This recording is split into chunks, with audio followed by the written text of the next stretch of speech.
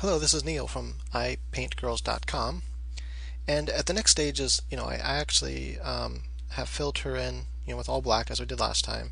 I just went ahead, did the hand and the little neck thing there, and then I like to work on the face and design the hair and the face. And if I've had a good thing here, in the miniature scale, I just grab that and blow it up and work from that. But with her, I'm trying to go through the process I went through when I designed her in the first place. Right, so the first thing I do then is I think of like a circle, and you can also use like a template. If you already have like a template for faces, characterized faces that you want, then you just grab that really quick. A template would be like it would have the circle, it would have the line down the center, it would have the eye line, it would have your nose line, it would have your mouth lines, it would have the bottom of your chin lines, and the basic shape of the face.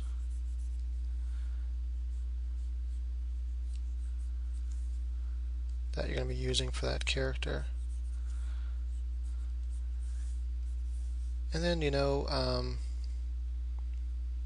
you'd have eye marks here,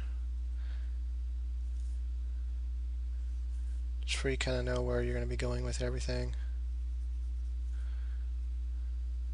I kind of want our eyes actually to be much higher up there.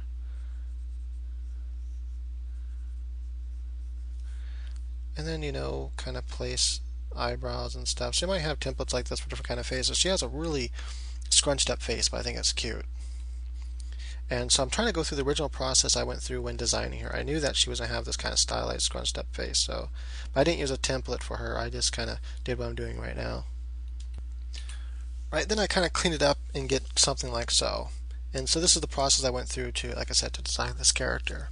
And I might be skipping ahead of little parts like this because I've recorded this video 2 times now and I keep running out of time. I don't want to have to go more than one video just to show the design process for the face.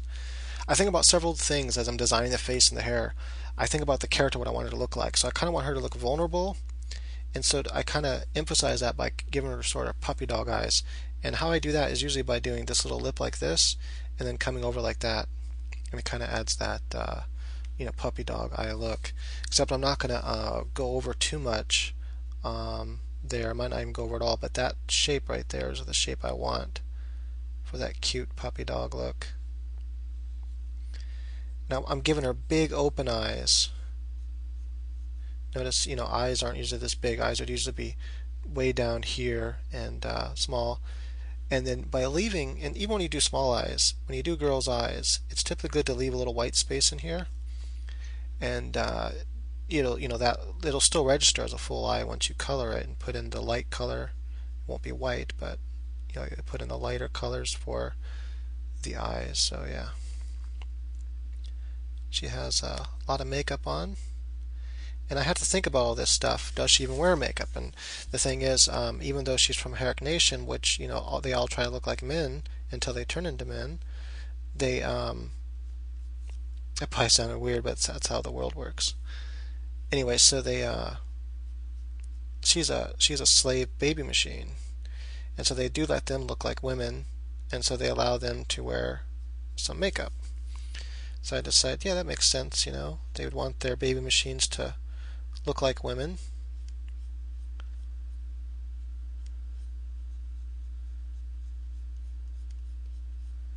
And so they let them wear makeup. I should probably just skip ahead on this eye since I'm going to be doing the same thing I did over there.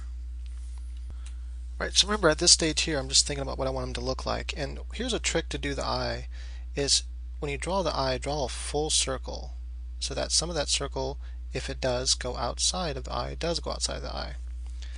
And then, that was kind of a bad circle. I could have just used the perfect circle maker, but whatever. Then draw the pupil right inside of that circle perfectly as it should fit in there. And that's an easy way to place your eyes, to where they look how you want them to. Then you can go and erase the parts that you don't need. Or you can just do it on a separate layer. The end result is the same. I'm going to get my eraser tool and add in the little highlight part there. Right now, from this stage then, I'm going to add a little bit of this shading to the inside of her eyeball. Remember, eyeballs are round, so they have shading inside of them. Now the next stage I did was I thought, what kind of eyebrows do I want her to have? And I knew I kind of wanted her to have these big eyebrows because I thought, you know what? Even though she's a baby machine and so she's allowed to look feminine and dress feminine, I thought she should have, kind of bigger, bushy eyebrows because these people evolve over time, right? We're talking ever since they've pretty much been a species, they've been like this. That is, they've always been born females and turn into males. And this society has always, looked at the masculine aspect as the aspect that is greatest. And all their beliefs and everything portray that. So they've never clipped their eyebrows and stuff. And so naturally, the women have evolved to have thick eyebrows since they're always trying to look like men. And we'll do the same thing on the other side now. Alright, so once I have my characters designed, I do refer back to the template. That is, I make templates for them. Like I showed you, it's like really just eye lines, marks, might even be like their basic eye shape and stuff. Just a really quick template just so I can refer to it and trace over it really quick when I'm doing my things. So I like put it into my document I'm working on in order to do her, whatever the panel she's in. And I have a couple templates of her different face angles. That way I can easily reference, make sure everything's correct. And if it's a slightly different angle, no big deal, as long as everything's in the right place. Eyes are where they're supposed to be, nose and mouth is where they're supposed to be, so they match that character. And so having little templates like that will really help you. It'll save you a lot of time, and plus it'll help you when doing your character. Now I decided I want her to kind of have this kind of flatter nose and kind of a pudgy flat nose. And so I'm going to have the little shadings up there, and then some of the shadings will come down like that, though it won't be that dark, but just want to kind of characterize that. Then I want to shade in the whole nose and add little highlights by erasing.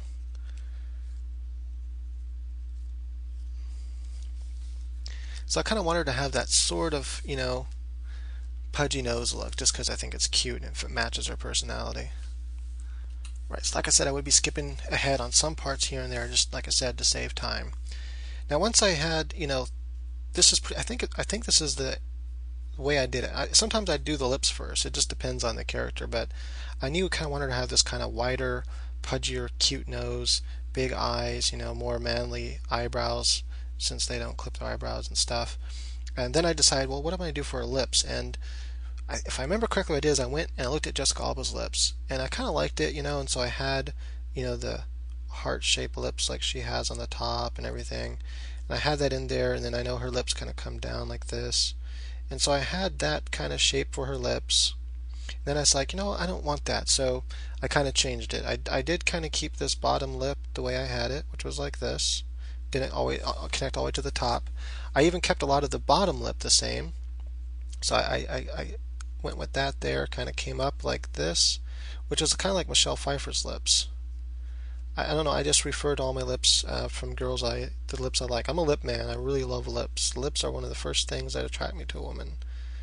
If she has lips I like, and I usually like exotic lips, then, that draws me in. Then I decided I wanted her to kind of have this turtle thing here. Just thought it kind of adds to her cuteness, so I added that in there. Kind of comes down more. It's supposed to come down more, and I'm not going to be able to fit this in one video. I'm going to have to do her hair on a separate video, so I guess if you guys care, I'll do that. Then I decided the top lip, I wanted to have more of this look here. And so I changed that as well. And I also changed the shape of this a bit, where it kind of comes down and then kind of comes like that. So, and those are choices I made after I started designing her. And then I had finally added this little part like that, and that pretty much concluded her overall face and the cuteness that I liked. And then I just went in and shifted little things here and there, moved her lips over, added and changed little things here and there to finalize it, and So yeah, that pretty much ends this part. And when we come back, I'll have her lips more finalized, and then we can start on how I decided for her hair. Hairstyle was pretty simple. I'm just trying to remember the thought process that went into it, but anyway, so that's that. Maybe I can do the hair really quick. No, I can't. I don't have enough seconds left. Alright, so I'll just leave it at that and come back with another video, final video for character design. And as an incentive to watch it, I'm going to be talking about some cool stuff with how to get inspiration, how to keep yourself motivated, and how to do like how to get yourself to come up with cool costumes and designs for characters. Things that help me when I'm designing that I should have went in the first couple parts, but I didn't for some reason. Alright, thank you for watching. I appreciate it, and I hope you enjoy the video.